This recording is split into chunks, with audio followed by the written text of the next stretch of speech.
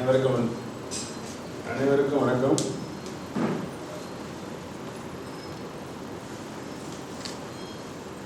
இந்த 3ஆம் ஆண்டு சமூக நீதி பண்பாளர்களுக்கு சாதனையாளர் விருது வழங்கும் விழாவிற்கு என்னை அழைத்தமைக்கு மிக்க மகிழ்ச்சி அடைகின்றேன். நான் அவங்க அப்பாவை பற்றி சொல்கின்ற போது எனக்கு ஒரு திரைப்படம் ஞாபகம் வந்தது. 1981 வந்த படம் வந்து ஒமர் முக்தார், ஒரு ஆங்கில திரைப்படம். நான் எம்எஸ்சி கெமிஸ்ட்ரி படிக்கின்ற போது அந்த படத்தை பார்த்தேன்.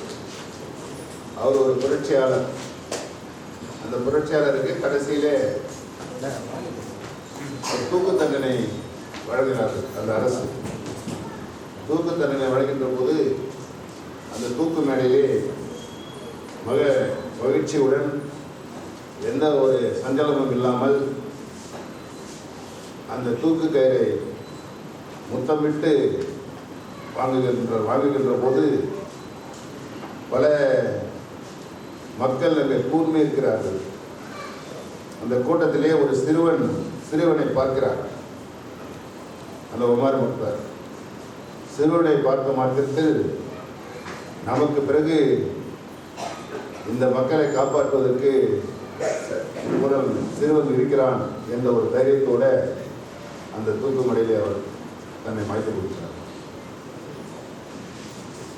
அப்படி பார்க்கின்ற போது இப்போ தன் தந்தை கடைசி காலத்தில் கடைசி ஒரு 30 வினாடிகள் இருக்கின்ற போது தன் தாயாரையும் என்னையும் கூப்பிட்டு அப்பா சொன்னார்கள், அதுக்கு முன்பாக நாம் நடத்தி வரக்கூடிய என்று இரவு பாடசாலையில் தொடர்ந்து நடத்த வேண்டும் என்ற ஒரு கோரிக்கையை வைத்து கண்ணை மூடுகிறார். அந்த கோரிக்கையை இன்று வரை தொடர்ந்து அதை செய்து வருவது மிக்க பாராட்டக்கூடியது. நாம் தமிழில் படித்திருப்போம், பிச்சை புரியணும் கற்கை நன்றே. அதனால் நீங்கள் இது நம்ம ஒரு பிச்சைன்னு நினைக்க வேண்டாம். ஒரு 45 கிராமங்களில் 800 மாணவர்களை நீங்கள் இந்த கல்வியை கொடுக்கின்ற போது ரொம்ப சந்தோஷமாக இருக்கிறது. அது மட்டுமல்ல, மாணவர்கள் இன்று நடத்திய அந்த கலை நிகழ்ச்சிகளையும் இதெல்லாம் பார்க்கின்ற போது நம்மளாம் அந்த காலத்தில் இருந்து உள்ள வாய்ப்பு கிடையாது. இப்போ நீங்கள் அந்த வாய்ப்பு ஒவ்வொரு கிராமமும் சென்று அவர்களுடைய இரவு பாடசாலைகளை அம்பேத்கருடைய போதனைகளையும் கல்வியும் போதிப்பதன் மூலம் அவனுக்கு ஒரு கான்ஃபிடென்ட் லெவல் வந்து நீங்கள் முன்னெல்லாம் பார்க்கிறீர்களானால் ஒரு சில மாணவர்கள் தான் அந்த பேச்சு போட்டியிலே கலந்து கொள்வார்கள். கட்டுரை போட்டி, புரட்சி போட்டி என்பதிலே. ஏனென்றால் அந்த ஸ்டேஜில் ஏறுவதற்கு பயமாக இருக்கும். ஆனால் இந்த சிறு மாணவர்கள், சிறுமியர்கள் எவ்வளோ ஒரு கோல்டாக அந்த ஸ்டேஜை அவர்கள் நடனம் ஆடியதும் பாட்டு பாடியதை பார்க்கின்ற போது அவங்களுக்கு அந்த அளவுக்கு பயிற்சி கொடுத்துருக்கிறோம். அந்த பயிற்சி நல்ல விதமாக இருக்கின்ற போது அவங்க ரொம்ப கான்ஃபிடென்ட் லெவலில் பார்க்குறோம். ஸோ அவங்களோட இந்த கிரியேட்டிவிட்டி, அந்த மாடுலேஷன், அந்த டான்ஸுக்கான இதெல்லாம் பார்க்கின்ற போது வேப்பாக இருந்தது. அதை தொடர்ந்து நீங்கள் செய்து கொண்டிருக்கின்ற போது ரொம்ப மகிழ்ச்சி. என்னுடைய அலுவலகத்துக்கு வரவே இல்லைன்னு சொன்னார், உண்மைதான். ஆனால் நிறைய பேருக்கு நான் அலுவலகத்தை பார்க்க சொல்கிறேன். நான் இப்போ ஏன் அலுவலகத்துக்கு வரை சொல்கிறேன் என்றால், என்னுடைய அறை நீங்கள் உட்கார்ந்துருக்கீங்க, அந்த ஒரு சைஸான அறை, இவ்வளோ பெரிய அறை எனக்கு. அந்த அறைக்கு 2 கேட் இருக்குது. ஒரு கேட் நான் மட்டும்தான் யூஸ் பண்ண முடியும், வேறு யாரும் அந்த கேட் வழியாக வர முடியாது. பொதுமக்கள் யாருன்னா வரணுன்னா எனக்கு ஒரு ப்ரைவேட் செக்ரட்டரி, ஒரு பர்சனல் செக்ரட்டரி, ஒரு சீனியர் டைப்பிஸ்ட், 3 பேர் எனக்கு இருக்காங்க. 3 பேர் ப்ளஸ் ஒரு ஓஏ. அதையெல்லாம் கடந்து தான் என்னை நீங்கள் பார்க்க முடியும். என்னுடைய கல்லூரியினுடைய தாளாளர், நான் குருநானக் கல்லூரியில் 31 வருஷம் அங்கே பேராசிரியராக பணிபுரிந்த போது என்னுடைய கல்லூரி தாளாளர் வந்திருக்கிறார் என்னை பார்ப்பதற்காக. அவர் தான் எனக்கு வேலை கொடுத்தவர். 31 வருஷம் அந்த கல்லூரியில் அவர் பணிபுரிந்தேன். அவர் என்னை பார்ப்பதற்காக எனது அறை 2வது மாடியில் இருக்கிறது. தகவல் அறியும் உரிமை ஆணையத்தினுடைய 2வது மாளிகை. அங்கே வருகின்ற போது நீங்கள் அப்பாயின்மெண்ட் இல்லாமல் வந்ததுனால உங்களுக்கு கிடையாதுன்னு சொல்லிட்டு இருக்கலாம் எங்கள் ஓஏ. அவரும் வந்து எனக்கு ஒரு ஃபோன் பண்ணியிருக்கலாம், திரும்பி போயிட்டார். திரும்பி போயிட்ட பிறகு அந்த எங்கள் ஓஏ சொல்கிறான், எனக்காக வாங்கிட்டு வந்த ஒரு பொக்கே, ஒரு புக்கு, ஒரு ஷால், இதெல்லாம் பிறகு எடுத்துகிட்டு கொடுக்கலாம். நான் கீழே எங்கே போயிருந்தேன். ஸோ எனக்கு ஒரு 30 வருஷம் சம்பளம் கொடுத்த ஒரு கல்லூரி, அதனுடைய கல்லூரிய தாளாளர், அவர் பிரைவேட் கல்லூரியில் வந்து there the custodian of the college. அவங்க வேலைக்கு யாருக்கு அவங்க தான் வேலை கொடுக்கும், கவர்மெண்ட் கிடையாது. கவர்மெண்ட் சேலரி, பட் அவர் அப்பாயிண்டிங் அத்தாரிட்டிஸ் செக்ரட்டரி கரஸ்பாண்ட் வந்து பிரைவேட் காலேஜஸ். ஸோ அது போல் ஆகிட்டார். அவர் எனக்கு சொன்னார், choice no that is my mistake அப்படின்னாரு. நான் ஏன் நம்ம நிறைய பேர் பார்க்க சொல்கிறேன்னா, இதில் யாராவது ஒருத்தருக்கு அந்த ஒரு எண்ணம் தோண்டி இந்த சீட்டில் உட்காரணும் அவங்க தோணுமே, அதனால தான் அவங்க எல்லாரும் அதை பார்க்க சொல்லுவாங்க. யாராவது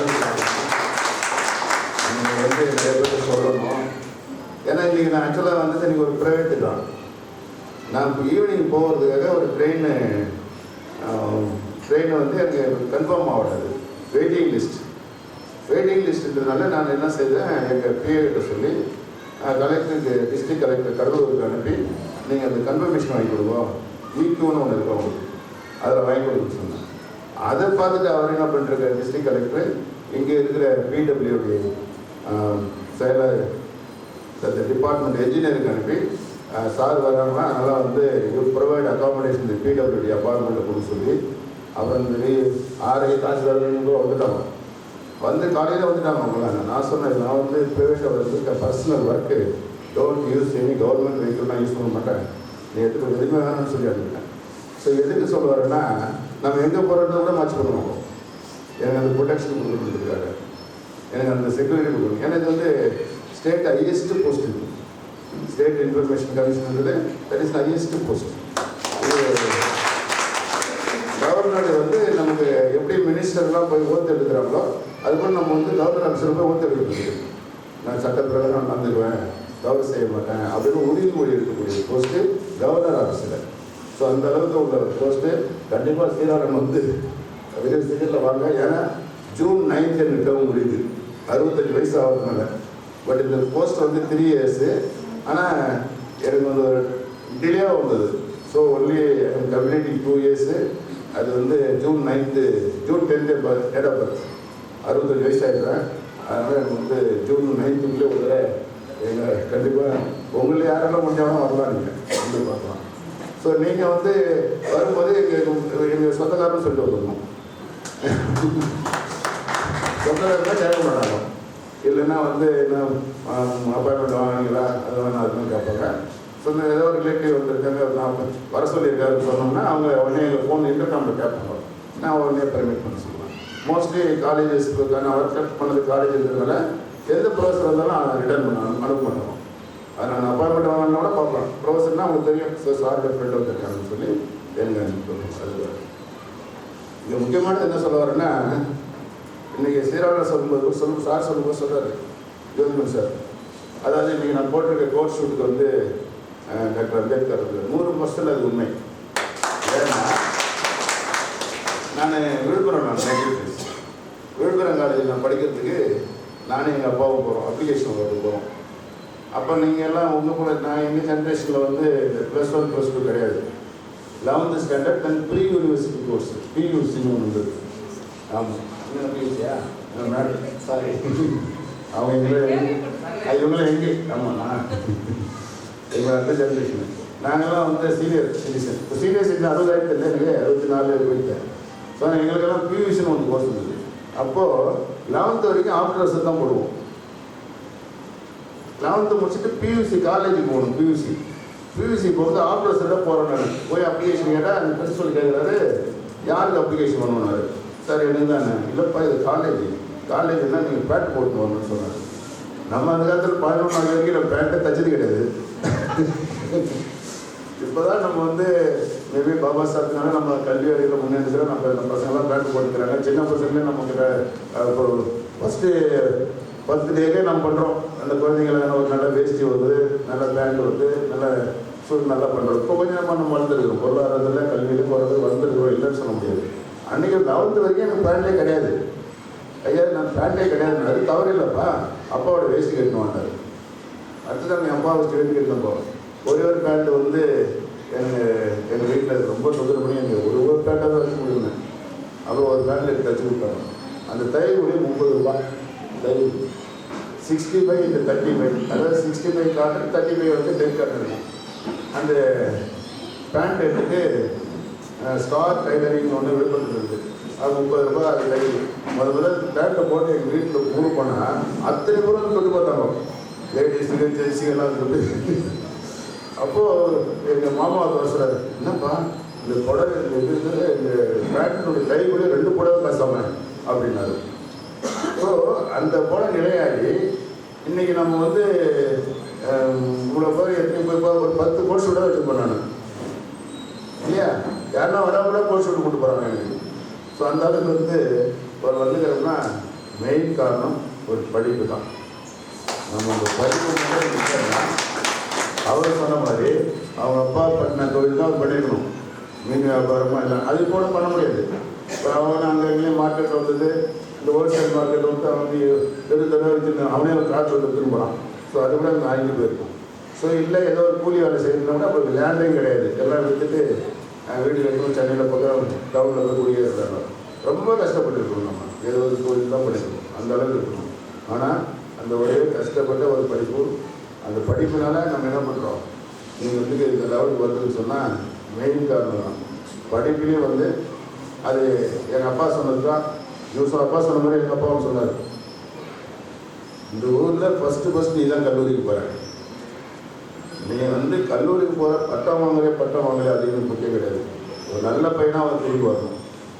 அங்கே போய் ஏன்னா எல்லாம் எங்கள் ஊரில் சொல்லுவாங்களே, இந்த சினிமா பண்ணுறது காமிப்பாங்கல்ல கல்லூரினா எப்படி இருக்குன்னு சொல்லி.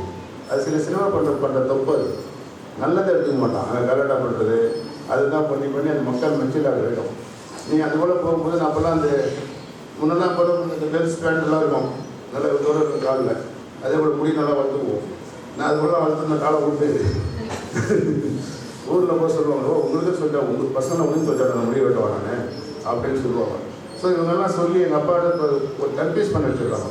இவன் போய் அங்கே போய் கெட்டுடுவான், அவன் வேறாமல் இங்கெல்லாம் இருந்து போய் இருக்கலாம்ல, ஏதாவது வேலை எல்லாம் பண்ணிட்டு இருக்கலாமே, அதை விட்டுட்டு அவனை போய் பள்ளி வைக்கணும். அந்த ஒரு காரணம் வந்து ஒன்று நான் வந்து கஷ்டப்பட்டு படிக்க வைக்கிறேன், நீ நல்ல டிகிரி போய் வாங்கிட்டு வரலாம்.